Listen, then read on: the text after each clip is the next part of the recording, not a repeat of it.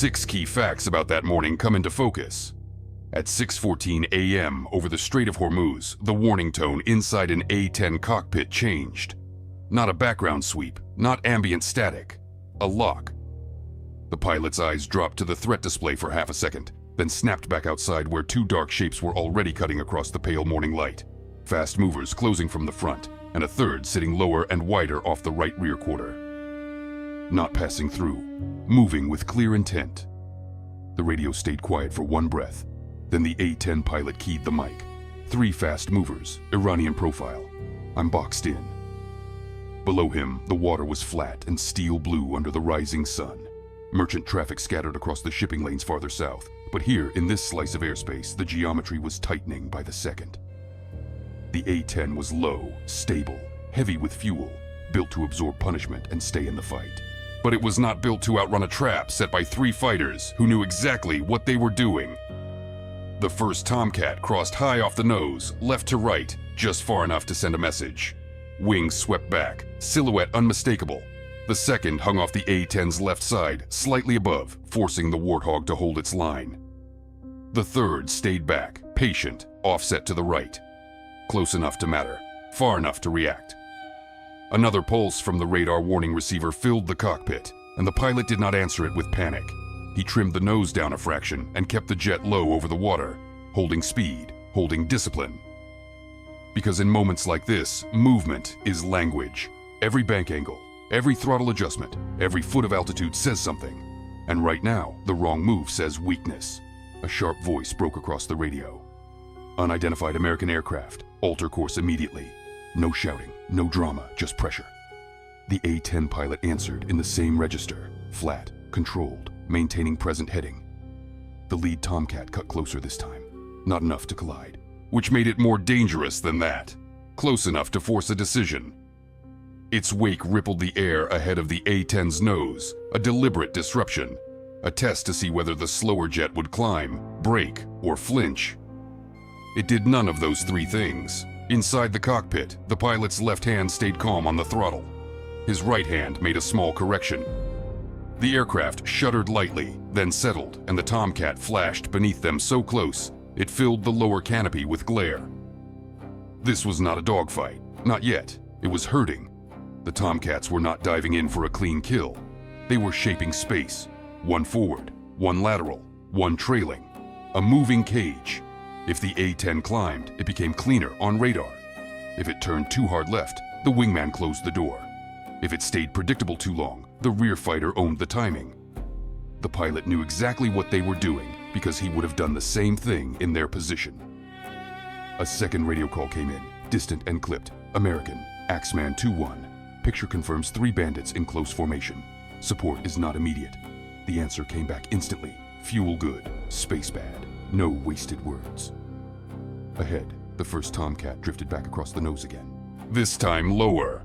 The second inched closer on the left, close enough for the A-10 pilot to catch sunlight on the canopy and the gray flash of the fuselage. The third remained where pressure was strongest. Outside comfort, just inside danger. The warning tone changed again, stronger, more stable. At 6:15, the box tightened, so the pilot lowered another 50 feet. From a distance, it would have looked insane. A combat aircraft hugging the surface of one of the busiest waterways on Earth, while 3 fighters worked around it like hunting dogs. But the lower he stayed, the narrower the angles became. The Tomcats still had speed, they still had altitude, they still had initiative. But low altitude steals options from everybody. The first Tomcat reacted by sliding wider. The second hesitated for half a beat. The third started to creep in. The A-10 pilot saw it all, not as separate moves, but as pattern. Pressure from the front, containment from the side, closure from the rear. They were trying to force him into a climb or a mistake before anyone else reached the scene. Then something appeared on the far edge of his display. Not a rescue, not yet. A seam. A narrow slice between the outer edge of coastal radar coverage and the clutter of civilian traffic pushing through the strait. Thin, imperfect, probably temporary, but real. The pilot studied it for less than a second. Another Tomcat slid across his nose. Another lock tone pulsed in his headset. Then he keyed the mic one more time. I see one gap. At 6:15, the A-10 dropped even lower.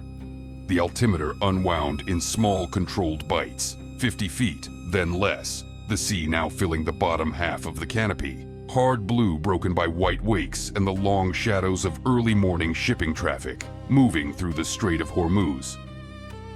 At this altitude, there was no room for instinct, only precision. The Tomcats adjusted immediately. The lead fighter slid forward and right, and trying to hold the nose shut. The second stayed high on the A-10's left shoulder, just far enough out to threaten the turn. The third remained behind, offset and patient, watching for the first mistake.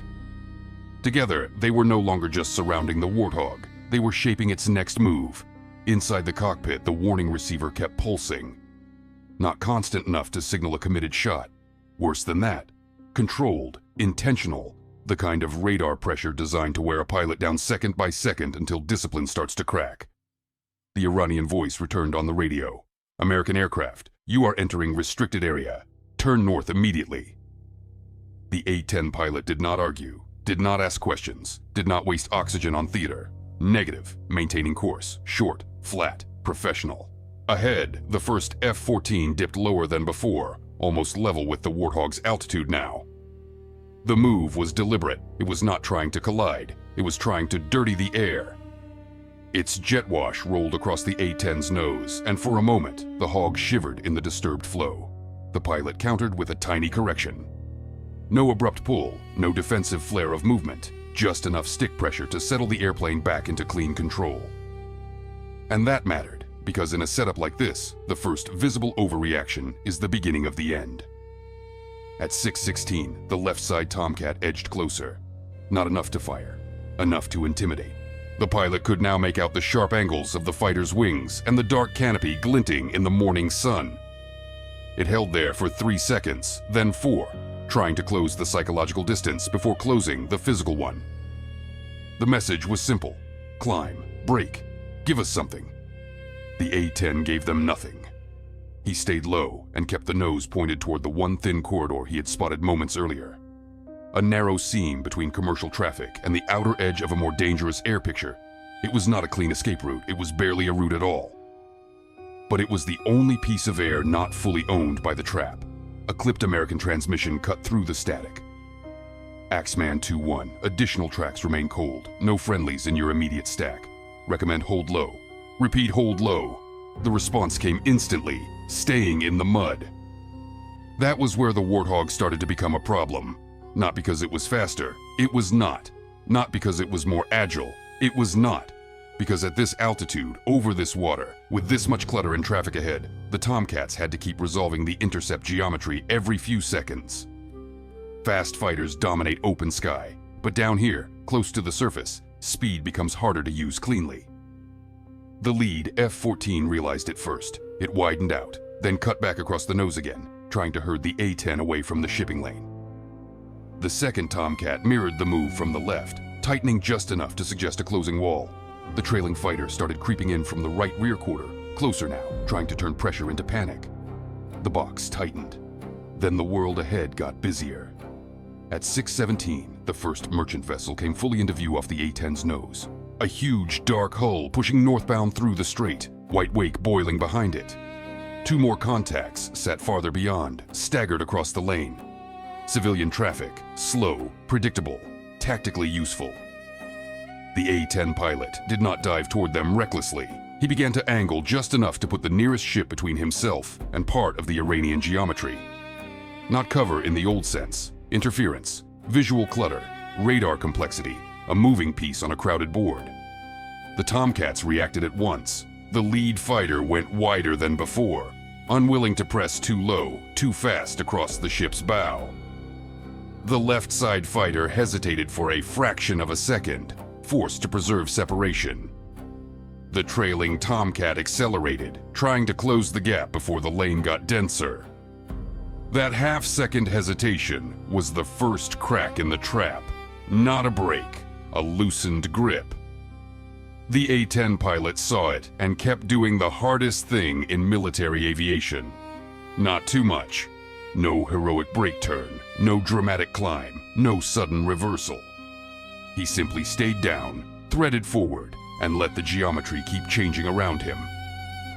The Iranian radio voice came back, sharper this time. Alter course now. The pilot answered without emotion, unable. At 6:18, the lead Tomcat made its boldest move yet. It sliced low across the A-10's front quarter, close enough to force a real decision. For 1 second, maybe less, the Warthog pilot saw only fighter, water, glare, and shrinking distance between them. If he jerked high, he handed the fight away. If he turned hard left, he fed the wingman. If he froze, the closure rate did the rest. He chose none of those. Instead, he nudged the hog lower and right, barely off the Tomcat's expected line. A disciplined knife-edge adjustment that preserved control and denied the intercept. The jet skimmed on, ugly and steady, like it was built exactly for this kind of punishment. Behind him, one of the Tomcats overshot its ideal spacing. Not badly, just enough. For the first time since the lock tone began, the three-ship pattern was no longer perfectly sealed. The pilot glanced once at the seam ahead. More wakes, more traffic, more clutter. Maybe, just maybe, enough space to make them work harder than they wanted to. For the first time in 4 minutes, the trap had loosened. Not by much, but enough. At 6:19, the A-10 went lower still. Not recklessly, not blindly, deliberately. The jet settled into a razor-thin band of air just above the water, so low that the surface texture started to matter. Swell lines, whitecaps, reflected glare. At this altitude, the margin for error was measured in feet. Not tactics, but this was where the Warthog began to change the fight. The Tomcat still owned the speed, they still owned the altitude, but they no longer owned the geometry. The lead F-14 tried to re-establish the front wall, widening out, then cutting back in from the right to close the nose again. The wingman on the left held position for another few seconds, waiting for the A-10 to make the mistake he had refused to make all morning. The trailing Tomcat crept closer, betting that pressure from behind would finally force a climb. Inside the cockpit, the warning tone sharpened again. The A-10 pilot heard it, logged it, ignored the emotion attached to it. His eyes stayed outside.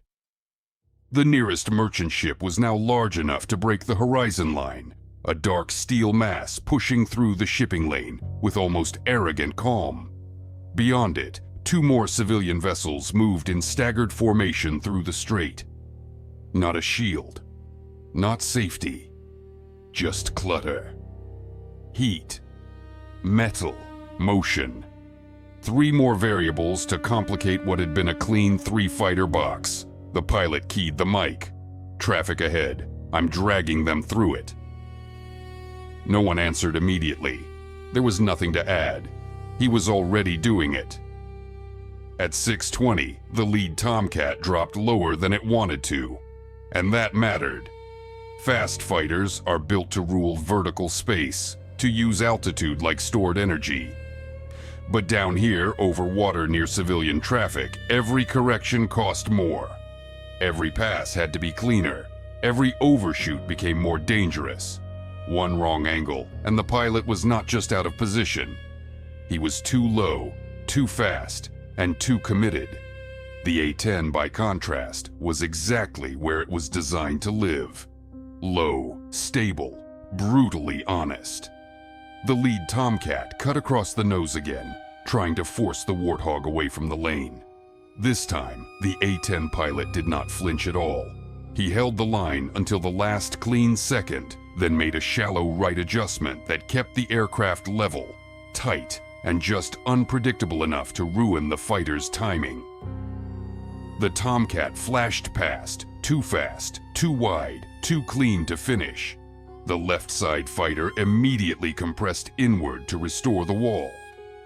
For 3 seconds, the trap started to close again. Then the merchant ship's wake rolled up beneath them. Broken bands of disturbed air and reflected glare twisting the picture. The F-14 checked its descent a fraction early, That fraction was enough. Inside the A-10 cockpit, the pilot saw the opening and did what disciplined pilots do best. He did not chase it emotionally. He used it mechanically. Throttle steady, nose low, wings level, he kept pressing forward. At 6:21, the trailing Tomcat made its hardest move of the encounter. It pushed in from the right rear quarter, trying to convert pressure into a real firing geometry before the lane got too congested. The threat receiver answered instantly, stronger now, cleaner, more focused. For the first time, this felt less like intimidation and more like a prelude. The pilot's breathing tightened once, just once. Then he shifted his gaze forward and left. The dark bulk of the first cargo ship was now passing across the battle space like a moving wall. Its hull, exhaust stack, and heat plume tore up the clean radar picture the Tomcats had been using. Not enough to save him outright, enough to make them solve the problem all over again. The A-10 angled toward the edge of that interference, not under the bow, not through some suicidal gap, just close enough to force doubt. The lead F-14 reacted by climbing slightly to preserve sight picture. The wingman drifted wider left to maintain separation. The trailing Tomcat, the one pressing hardest, now had to decide whether to stay committed at low altitude near civilian traffic or give up closure for safety and spacing. It chose spacing. Again, only for a moment. Again, that moment mattered. A distant American voice broke through the static. Axeman, 2-1. Support now moving. Time still not immediate. Continue current game plan. The A-10 pilot answered in 5 words. Current game plan is surviving. The merchant vessel slid past under the left side of the canopy. The Tomcats were still there, still dangerous, still armed with every performance advantage in the sky. But their box was no longer seamless. They were flying 3 separate intercept problems instead of one coordinated trap. That was the shift. Not victory, not escape. Leverage. At 6:22, the left side Tomcat tried to fix it by diving harder into the pocket. It came in fast, too fast, trying to steal back control before the next ship in the lane added even more clutter. For one dangerous second, the fighter looked perfectly placed. Then the A-10 pilot made the move he had been setting up since 6:14. He did almost nothing. A tiny drop in altitude. A slight right drift, a refusal to break high. The Tomcat's timing collapsed. It did not overshoot wildly.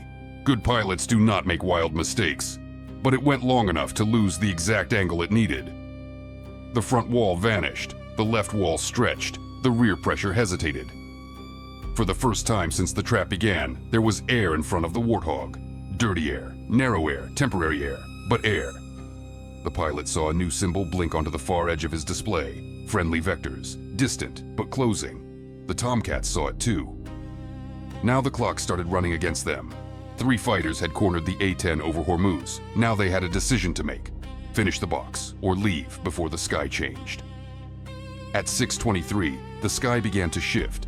Not visually at first. No heroic silhouettes breaking the horizon. No sudden wall of American metal pouring into the strait. Just a change in the radios, a change in timing, a change in how hard the Tomcats were willing to press. Inside the A-10 cockpit, the pilot heard a calm voice cut through the static. Axeman, 2-1. Friendly fast movers are inbound from the south. Still minutes out. Hold your line. Minutes. In a clean air-to-air engagement, minutes can feel generous. But in a low-altitude running trap over the Strait of Hormuz, minutes are an eternity measured in mistakes. The A-10 stayed where it had survived best all morning, down in the hard blue layer just above the water. Nose steady, throttle discipline, wings almost level.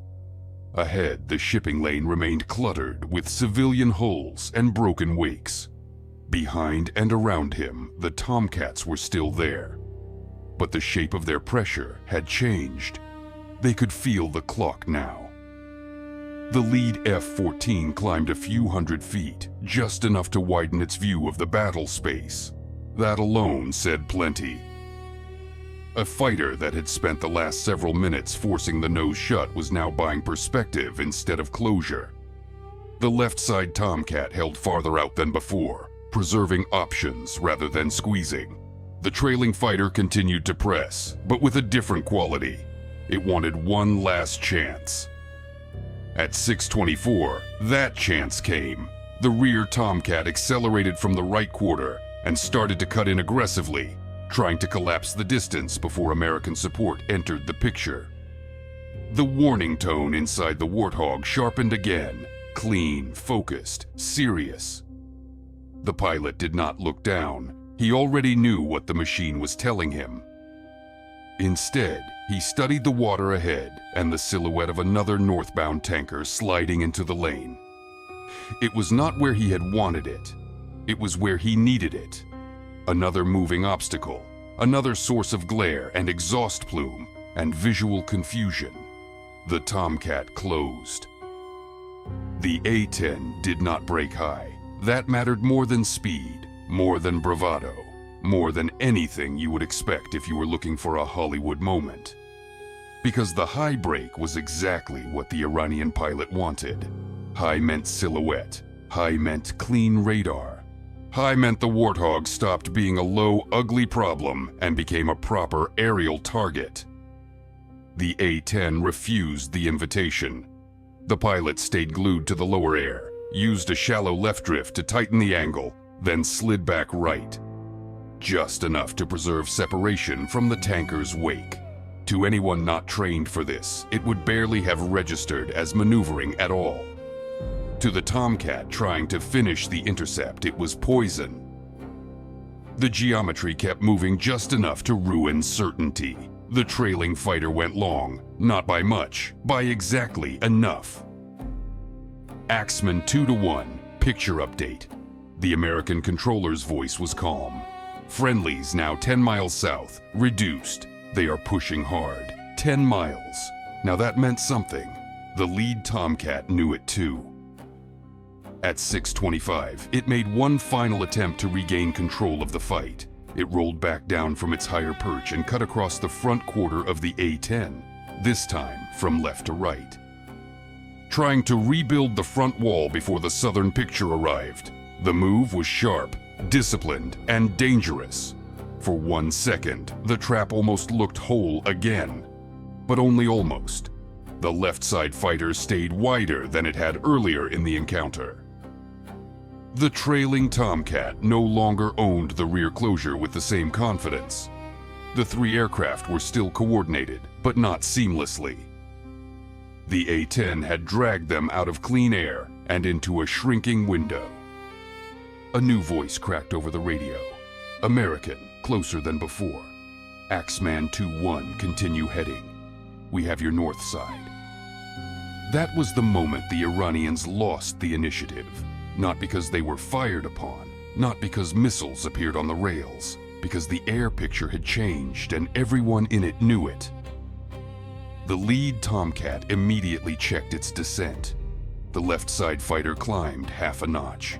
The trailing Tomcat broke its hardest line of pursuit and shifted outward to avoid being trapped itself between the Warthog below and new arrivals above. For the first time since 6:14, there was open water in front of the A-10's nose. Not safe water, just open. The pilot took it. No dramatic burst of speed, no triumphant call on the radio. He simply followed the heading he had been protecting for nearly 10 minutes and moved through the gap before it could close again. At 6:26, the first American fighters entered distant visual range from the south. Small, dark shapes against the brightening sky. Still outside immediate merge distance, but they did not need to be closer. Their presence alone finished what timing had started. The Tomcats began to separate. Not a panic retreat, that would have been sloppy. Controlled, professional, reversible if the picture changed again. One climbed, one turned east, one hung for a final second on the edge of the engagement, then followed. The Iranian trap was over. The A-10 pilot allowed himself one quick glance upward, just enough to confirm what the radio had already told him. Friendly air, real, closing in position to own the next phase if anyone was foolish enough to continue. He keyed the mic. Axeman 2-1, clear of immediate box, continuing south. The answer came back at once. Copy. Keep moving. We've got the top.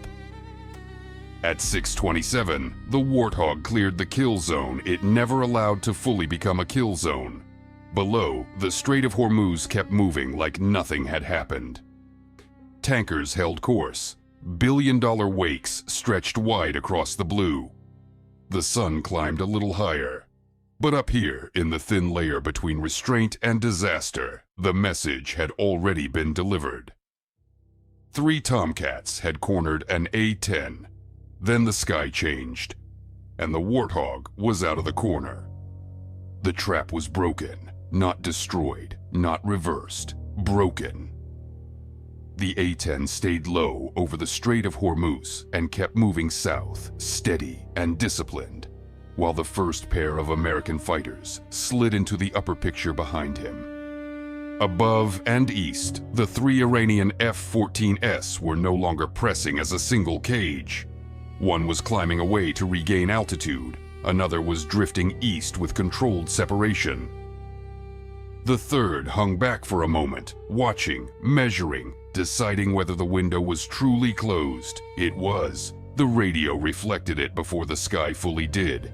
Axeman 2-1, friendlies established. Continue egress. The A-10 pilot answered without emotion. Copy, continuing. That is how this ends in real military airspace. Not with cheering, not with a cinematic one-liner. Just a pilot getting the aircraft out of the danger band and letting the rest of the force take over the upper layers. At 6:28, the Tomcats peeled farther off. No missiles fired, no guns, no collision, no dramatic final merge. But that does not make what happened smaller. It makes it cleaner. Because for 13 brutal minutes over one of the world's tightest waterways, 3 Iranian fighters had every visible advantage that matters in the opening stages of an air encounter. They had speed, altitude, numbers, initiative, and for a while they had position.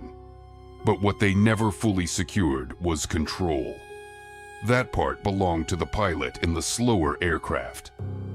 Inside the A-10 cockpit, the workload finally began to shift. The immediate problem was no longer survival in a closing box. Now it was systems, spacing, fuel, headings, and the quiet return from combat intensity to post-incident discipline. The pilot checked the instruments, confirmed no damage, confirmed engine response, confirmed control feel. Then he did what every professional aviator does after a near miss that almost became more than a near miss. He started remembering. Bearings, closure, relative altitude, radio calls, every move that mattered. Because the aircraft might be clear, but the mission was not over. Not really. Everything that had just happened was already turning into data. At 6:29, the American fighters moved into a visible escort posture above and behind the A-10. High enough to own the upper picture, far enough not to crowd the Warthog's escape path. Their arrival did not escalate the incident, it sealed it. The Tomcats, now well outside the original geometry, did not re-enter. They had taken their shot at intimidation. They had failed to convert it. And that failure mattered, not because the F-14 is a weak aircraft. It is not. Not because the Iranian pilots lacked skill. Nothing in the encounter suggested that. It mattered because the trap depended on a very specific kind of success. It had to stay clean, it had to stay fast, it had to force the A-10 high, or force it into a break, or force it into predictable air, before American support changed the equation. None of that happened. The A-10 pilot denied it all. He did not outrun the Tomcats. He could not. He did not outclimb them. He never tried. He did not beat them with superior air-to-air power. He beat the trap by refusing to give it what it needed. At 6:30, the controller's tone shifted from immediate threat management to structured recovery. Axeman 2-1, confirm able to continue under own power. The answer came immediately. Affirmative. One word carrying the whole encounter inside it. Affirmative, the aircraft was intact. Affirmative, the pilot had stayed ahead of the pressure. Affirmative, the box had never closed all the way. Affirmative, the mission had not ended in the strait. Behind the scenes, the real second half was already beginning. Every radar sweep, every lock tone, every radio exchange, every heading change was being logged. Friendly sensors would reconstruct the Tomcat's approach pattern. The timing between front closure, lateral containment, and rear pressure would be analyzed frame by frame. The moment the lead F-14 widened, the moment the left side fighter hesitated over clutter, the moment the rear aircraft pressed too hard and lost ideal spacing. None of it disappears. That is one of the quiet truths of modern military encounters. Even when nobody fires, everybody leaves fingerprints. By 6:31, the strait was widening behind the A-10. Civilian traffic continued on course, indifferent to how close the sky above it had come to disaster. Tankers still pushed north. Wakes still boiled white behind steel hulls. Sunlight still flashed off the water. The world below kept moving because the men above it kept this from turning into something worse. That matters too. Restraint is often misunderstood by people who have never had to survive inside it. Restraint is not passivity. It is not weakness. It is control under pressure. And on this morning, control decided everything. The Tomcats had the speed to threaten. The A-10 pilot had the discipline to endure. And discipline in the right piece of sky is stronger than aggression that runs on a clock. At 6:32, the pilot keyed the mic one last time for the segment that mattered most. Axeman 2-1, stable, out of immediate threat. Simple, final, professional. The controller answered just as simply. Copy all. Now here is where it gets strategically interesting, because what happened over the Strait of Hormuz that morning was not an accident, not a coincidence, and not improvised on the spot. It was geometry turned into doctrine. Start with the A-10's design philosophy. It was never built to win air-to-air engagements against fast movers. It was built to survive in contested airspace long enough to complete a ground support mission. And surviving is not the same as dominating. Surviving means accepting asymmetry and using it. The Warthog is slower than almost everything it shares the sky with. It climbs worse, it maneuvers worse in the vertical. But what it does better than nearly any combat aircraft ever fielded is stay controllable and predictable at low speed and low altitude. And that controllability becomes a weapon when the other side is moving too fast to use theirs cleanly. The Iranian F-14 Tomcat is a completely different animal. It was designed in the 1970s to defend carrier battle groups from high-altitude Soviet bombers. It has speed, reach, powerful radar, and long-range missiles. In the kind of fight it was built for, clean air, high altitude, beyond visual range engagement, it is still a serious threat decades after it rolled off the production line. But that is not the fight the A-10 pilot gave them. By staying low, by threading through civilian traffic, by forcing the Tomcats to resolve their intercept geometry every few seconds, he turned their strengths into liabilities. They had to stay fast to preserve energy, but speed over water near clutter cost precision. They had to stay high to preserve options, but altitude over shipping lanes cost clean angles. They had to coordinate as a three-ship element to maintain the box, but coordination across a cluttered, low-altitude picture costs time. And time was the one thing the A-10 pilot was buying with every disciplined second he stayed in control. Look at the timing structure next. The entire engagement, from first lock tone to final separation, lasted approximately 13 minutes. In that window, the Iranians had to commit, execute, and finish before American support changed the equation. They knew that. The A-10 pilot knew that. So the real contest was not about who could maneuver better. It was about who could manage time better. The Tomcats tried to collapse the window by applying pressure from 3 directions simultaneously. But pressure only works if the target reacts to it. The A-10 pilot refused to react emotionally. He reacted mechanically. Every adjustment was minimal. Every heading change was deliberate. Every altitude shift was calculated to preserve control while denying the Iranians the clean geometry they needed. That refusal to give them what they wanted stretched the engagement past the point where they could finish it safely. Consider what this tells you about real military encounters in contested spaces like the Strait of Hormuz. This is not a war zone in the traditional sense. It is a friction zone, a place where opposing forces operate in close proximity under rules of engagement that prohibit firing unless specific conditions are met.